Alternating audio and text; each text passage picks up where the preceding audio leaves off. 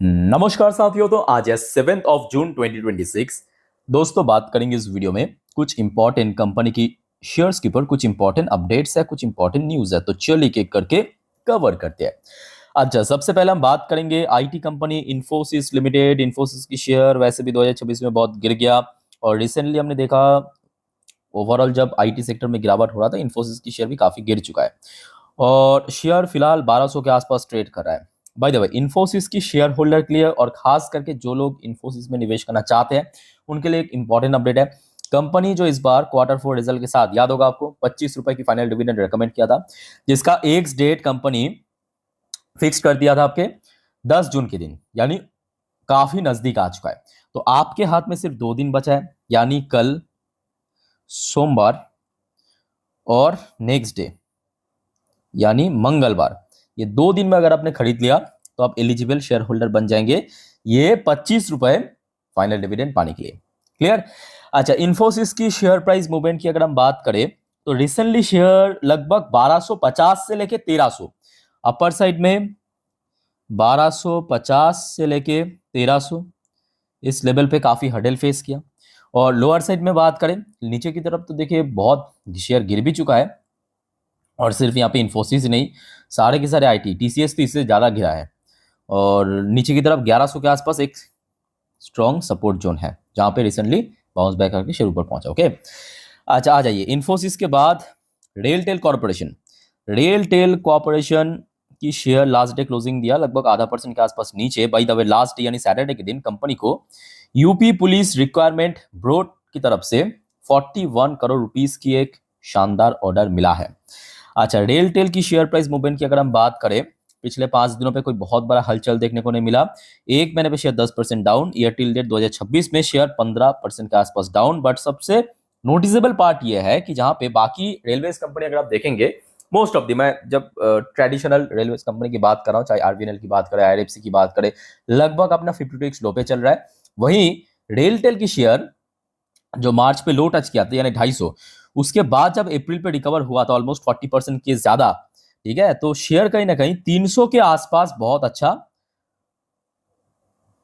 Hold करे अपने आप को। सो इमीडिएटली 300 की level as a support point काफी क्रूशल है। और अपर साइड में अगर हम बात करें तो लगभग 350, जहां पे कुछ टाइम पहले रेजिस्टेंस फेस किया था, ये हो जाएगा आपका एक रेजिस्टेंस, ये हडल पॉइंट। ओके, अच्छा आ जाइए नेक्स्ट इंपॉर्टेंट, ओला इलेक्ट्रिक मोबिलिटी लिमिटेड। अच्छा, वैसे तो अगर हम बात करें ओला इलेक्ट्रिक, रिसेंटली मतलब जब रिजल्ट आउट किया, इसकी लॉस जरूर रिकवर हुआ है, मतलब कुछ हद तक, बट स्टिल एक लॉस मेकिंग कंपनी है। ठीक है, तो थोड़ा सोच समझ के आगे बढ़िएगा। बट यहाँ पे न्यूज जो निकल के आ रहा है, ये आज की खबर है, अब पहले देख लीजिए, 7 जून की अपडेट है, दोपहर की। न्यूज बहुत अच्छा है। Ola consumer turn cash flow positive. Ola का ही एक सब्सिडरी कंपनी है, ठीक है, उसका जो कैश फ्लो आपको पता होगा, वो अभी तक नेगेटिव में चल रहा था। क्योंकि कंपनी बहुत ज्यादा लॉस में था, but suddenly cash flow positive में आ चुका है। इससे अच्छी बात क्या हो सकता है ना? Achieve profitability as rivals burn 100 crore a month. तो ये बहुत सही न्यूज है ओला की शेयर होल्डर के लिए। अब देखना होगा कि कल शेयर कैसा रिएक्ट करता है। और दूसरी दोस्तों बड़ी फैक्टर क्या पता है, आज की डेट में जो जियोपॉलिटिकल टेंशन के कारण जो क्रूड ऑयल की प्राइस में इतना ज्यादा तेजी हो रहा है, लगातार हमने देखा सरकार भी पुश कर रहा है कि आप खरीदना है तो इलेक्ट्रिक व्हीकल्स खरीदिए, तो लोग बहुत ज्यादा शिफ्ट भी हो रहा है। ये भी हमने देखा रिसेंटली डेटा के अनुसार। ठीक है, तो भले ही ये एक लॉस मेकिंग कंपनी है, बट स्टिल शेयर में कोई गिरावट छोड़िए, मूवमेंट हो रहा है पॉजिटिवली। मतलब शेयर अगर आप देखेंगे लास्ट 1 मंथ पे मार्केट की हाल बहुत बुरा है, मोस्ट ऑफ द कंपनी की शेयर बहुत बुरी तरह गिर रहा है। ये शेयर 28% चल गया। ईयर टिल डेट में अगर हम बात करें, शेयर में जो मैक्स डाउनफॉल हुआ था वो मार्च में था, 23 रुपए के आसपास। और 23 रुपए के साथ अगर हम कंपेयर करें तो लगभग मोर देन 90% के आसपास शेयर रिकवर कर चुका है। जबकि अगर आप देखेंगे कंपनी की रिजल्ट उतना बढ़िया नहीं था। बेसिकली जियोपॉलिटिकल टेंशन ओला के लिए एक बहुत बड़ा वरदान साबित हो रहा है। ठीक है, समझ आ रहा है बात? चलो आगे बढ़ते हैं दोस्तों। आईडीएफसी फर्स्ट बैंक की शेयर होल्डर के लिए भी कुछ बढ़िया अपडेट है। दोस्तों आपको तो पता ही होगा, मार्च पे आई थिंक, है ना, मार्च पे, फेब्रुवरी पे जब एक फ्रॉड हुआ था, कितना 660-61 करोड़ के आसपास, याद है? उसके बाद तो हमने देखा शेयर एकदम धड़ल्ले से गिर गया था। फिर रिसेंटली हमने देखा, ये भी खबर मिला था कि आईडीएफसी फर्स्ट बैंक रिकवर कर चुका है, क्योंकि इंश्योरेंस करके रखा था तो रिकवर हो चुका है। अब देखिए बात रिकवर की नहीं है, बात यह है कि जो फ्रॉड में इन्वॉल्व था उसको पकड़ना, ताकि फ्यूचर में ऐसा हरकत ना हो। ठीक है, तो यहाँ पे जो आज की एकदम ताजा अपडेट, सीबीआई ने कंडक्ट किया है सर्च ऑपरेशन, लगभग सुनने को आ रहा है 5 से 6 लोकेशन पे। मतलब ये आप इस पॉइंट ऑफ व्यू से मत देखिए कि क्या आईडीएफसी फर्स्ट बैंक की, नहीं, जो इन्वॉल्व है। और दोस्तों यकीन कीजिए, मतलब आपका होश उड़ जाएगा, जो एक एक न्यूज आ रहा है कि इसमें शायद क्योंकि ये इंसिडेंट हुआ था आपके चंडीगढ़ में। ठीक है, वहां की जो टॉप लेवल की आईएएस ऑफिसर आपको पता होगा, वो लोग शायद इन्वॉल्व हो सकता है, ऐसा खबर सुनने को मिल रहा है। और वहां पे दोस्तों सीबीआई की तरफ से सर्चिंग ऑपरेशन कंडक्ट किया गया है। ओके, सो कल कहीं ना कहीं देखा जाए आईडीएफसी फर्स्ट बैंक की शेयर रिएक्ट कर सकते हैं इसके ऊपर।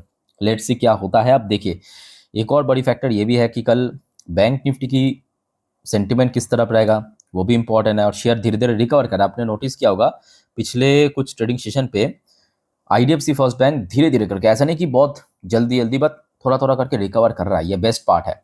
और इमीडिएटली मैं कहूँगा कि ये जो पुराने लेवल था, मतलब क्रैश करने से पहले 80 प्लस में, वहाँ तक पहुँचना थोड़ा टफ है।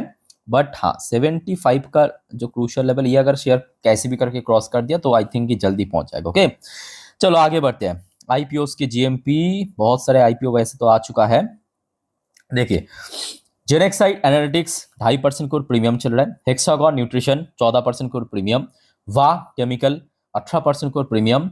यूएचएम vacation 20% core premium. CMR green technology 34% core premium. Maritronics 44% core premium. अच्छा बाकी सब लिस्ट हो चुका है, चलो बहुत बढ़िया। अच्छा वैसे दोस्तों आगे बढ़ने से पहले एक छोटा सा रिक्वेस्ट आप सभी को करूंगा, दोस्तों प्लीज मेक श्योर कीजिए आपने ऑलरेडी इस चैनल को सब्सक्राइब कर लिया, नहीं किया तो फटाफट करके रख दीजिए। शेयर मार्केट, जियोपॉलिटिकल अपडेट सब कुछ पाने के लिए तुरंत। ठीक है, और दोस्तों याद है ना कल फिर से मार्केट ओपन होने जा रहा है सोमवार के दिन, तो आज रात की जो 10:30 की वीडियो आएगी इस चैनल पे, जिस पर हम नेक्स्ट डे मार्केट प्रेडिक्शन, मतलब कल मोस्ट प्रोबेबली मार्केट किस तरह मूव कर सकता है, निफ्टी, बैंक निफ्टी की रेजिस्टेंस, सपोर्ट या शेयर मार्केट से रिलेटेड सारी जानकारी मैं आपको दे दूंगा इकट्ठे करके। ठीक है, सो प्लीज मिस मत करना और हर एक वीडियो को फॉलो जरूर करना दोस्तों, आप लोग के लिए मैंने से बनाता हूं। अच्छा एनएचपीसी के ऊपर भी कुछ खास अपडेट, सिर्फ एनएचपीसी बोलना भी गलत होगा, एक्चुअली एनएचपीसी के साथ ही साथ कुछ और पावर सेक्टर की कंपनीज के ऊपर भी अपडेट आया। अपडेट क्या है पहले आप समझिए। यहाँ पे एक ब्रोकरेज फर्म है यूबीएस नाम करके। ठीक है, तो यूबीएस ब्रोकरेज फर्म ने रिसेंटली मतलब पावर ग्रिड, एनटीपीसी और एनएचपीसी को पीक किया है। ठीक है, अब कौन सी शेयर में क्या टारगेट वगैरह दिया पहले नोट करना। जैसे कि पावर ग्रिड में पहले न्यूट्रल रेटिंग दिया था, फिलहाल अपग्रेड किया है, बाई रेटिंग दिया है। एनटीपीसी को पहले न्यूट्रल रेटिंग दिया था, अभी बाई करने की रेटिंग दिया। सेम एनएचपीसी को भी पहले अंडर परफॉर्म की रेटिंग दिया था, जो कि एकदम लोएस्ट रेटिंग आप कह सकते हो, अपग्रेड करके बाई करने की रेटिंग दिया।